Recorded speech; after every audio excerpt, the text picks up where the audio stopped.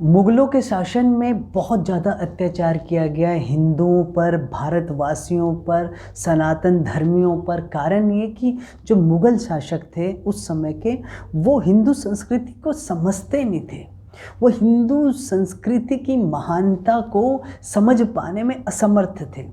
इसी प्रकार से एक बादशाह हुए थे, उन्होंने अपने यहाँ पर एक हिंदू मंत्री को रखा हुआ था। एक दिन बातें करते करते ना उन्होंने उसको जानबूझ के बोला छेड़ने के लिए कि भाई मुझे ये समझ नहीं आता, तुम्हारी गीता में जो लिखा हुआ है ना कि कृष्ण जी कहते हैं मैं आऊँगा अपने भक्त की रक्षा करने, ये क्यों लिखा है?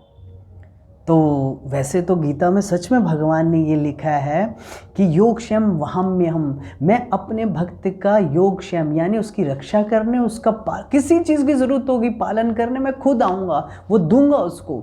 ये उसने पढ़ा हुआ था, पर आधा अधूरा ज्ञान है ना, अब पूरा तो पढ़ा नहीं उसने। तो जानबूझ के छेड़ने के लिए हिंदू मंत्री को कहते तुम्हारे भगवान के इतने लाचार हैं, उनको आना पड़ता है छोटी छोटी बातों पर। क्या तुम्हारा भगवान आएगा? क्या उसके पास कोई आदमी नहीं है? अरे हम दुनिया के बादशाह, हमारे पास कितने नौकर चाकर हैं, तुम्हारा भगवान क्या इतना लाचार है? अब वो हिंदू मंत्री बड़े ध्यान से सुन रहा है कि भाई ये बात तो ठीक है। तो कहता है देखिए हुजूर, मेरे को थोड़ा समय दीजिए, मैं आपके सवाल का ना बिल्कुल सही जवाब दूंगा आपको, बिल्कुल सही, पर आज नहीं फिर कभी। एक दिन क्या होता है कि राजा को आदत होती है अपने पोते को नाव में घुमाने की। उस दिन क्या होता है, हिंदू मंत्री उसके पोते को अपनी गोदी में ले लेता है और दोनों नाव में बैठ जाते हैं। नाव जाती है नदी में आगे, जब नदी के बीच में नाव आ जाती है तो वो मंत्री, हिंदू मंत्री राजा के पोते को पानी में फेंक देता है। अब वो पोता डूबने लगता है। जो बादशाह होता है, राजा होता है, वो उठता है नाव से, ना इधर देखता है ना उधर देखता है, छलांग मारता है और जैसे उस पोते को पकड़ के बाहर लाता है तो उसका गुस्सा इतना बढ़ जाता है ये देखकर कि ये तो उसका पोता नहीं है, ये तो मिट्टी का पुतला है। बाहर आता है और वो हिंदू मंत्री को डांटता है, कहते हैं आज मैं तुम्हें ख़त्म कर दूंगा।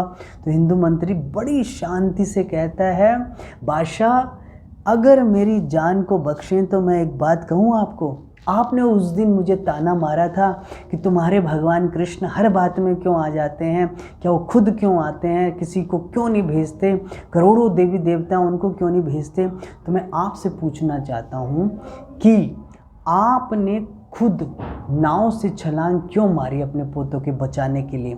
आपके पास भी तो बहुत नौकर चाकर हैं, उनको बोल देते, वो छलांग मार देते।